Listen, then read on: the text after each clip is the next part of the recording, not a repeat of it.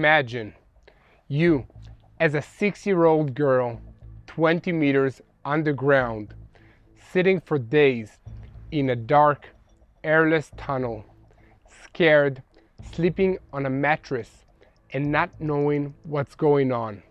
All this after you were kidnapped from your home on a Saturday morning by a bunch of heartless, fanatic terrorists who shot and murdered your dad in front of your eyes. Can you even imagine such horror? This is what the girl Emilia Aloni went through. She was kidnapped and released. This is the 107th day in the Hamas-Israel war, and I'm Yair Pinto reporting to you from Israel. I want to take you to the captivity tunnel of Emilia and dozens of other Israelis that were taken hostages from Israel into the Gaza Strip. The IDF forces of Division 98 raided an underground tunnel in Khan Yunis, where Hamas held hostages at the beginning of this war. The length of the tunnel is about 830 meters, and its depth is about 20 meters underground. 20 meters is an 8-story building. The entrance to the tunnel was rigged with explosives, and inside it were many obstacles, explosive devices, sliding doors, and blast doors. All of these are meant to prevent our soldiers from entering the tunnels.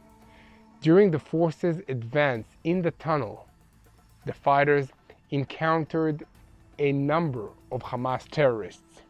The warriors fought against them and eliminated them.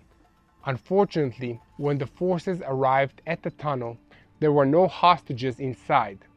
Hamas has moved them to another location shortly before. After scanning the tunnel, a central space was discovered in which Israeli hostages were kept inside 5 small prison cells, and in addition, the forces located findings indicating that the hostages were indeed kept in the tunnels, including intelligence materials and Hamas weapons. According to testimonies, there were about 20 abductees in the tunnel at different times.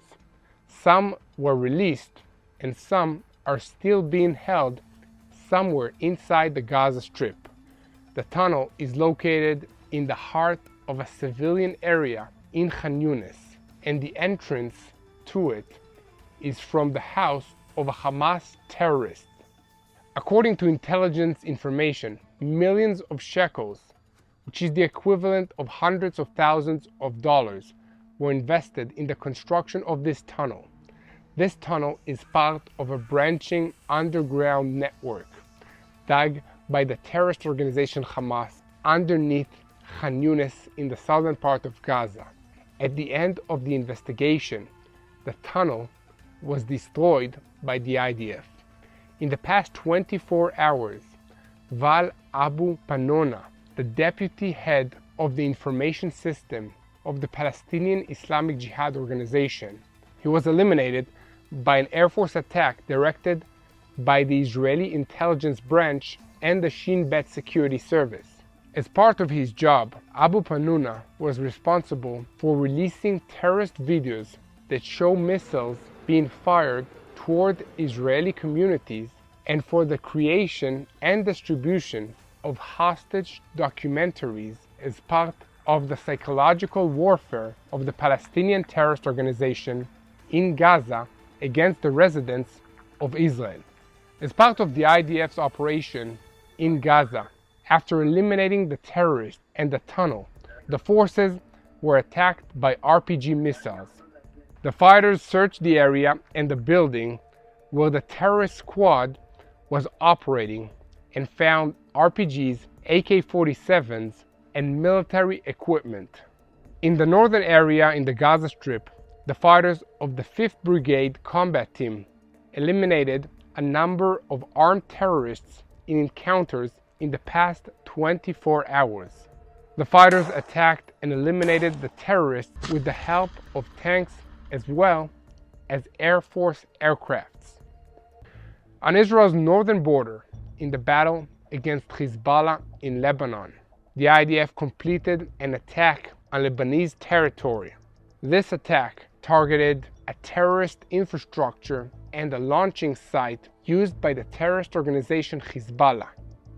Earlier today, Air Force fighter jets attacked the terrorist infrastructure and the missile launch site of the terrorist organization Hezbollah in the areas of El Adissa and Kahula in southern Lebanon. In addition, in the past 24 hours, one missile launch was detected that crossed the territory of Lebanon towards the area of Mount Dov in northern Israel. The missile fell in an open area. I want to salute the IDF soldiers who fell defending the country of Israel. Major General Uriel Aviad Siberman, 23 years of age, from Moshav Nahalim. He fought in the Kiryati Brigade and he died in the southern part of Gaza. Pray that the IDF soldiers who sacrificed their lives for the purpose of preventing terrorism from spreading to the rest of the world, that their families will live in peace.